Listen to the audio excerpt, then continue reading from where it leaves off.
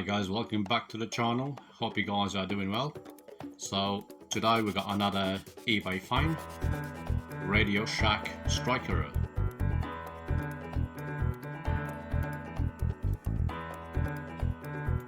So this didn't work, it was missing the battery compartment and the battery itself, covered in dust.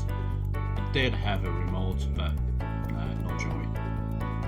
Anyway, so I've taken everything apart,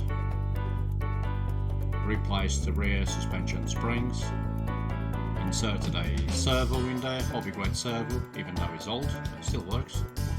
I'm using a FlySky GT5 receiver and a 30 ampere C. 3D printed a battery box for the bottom of it, so I can put a battery, and it's ready to go. By the way guys, I'm sure some of you do know, I'm doing a throw-in tomorrow for a giveaway.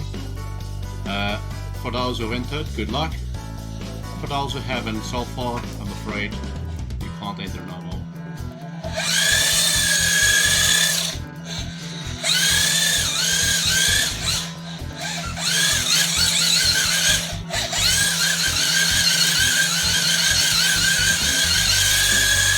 Stay tuned and good luck tomorrow.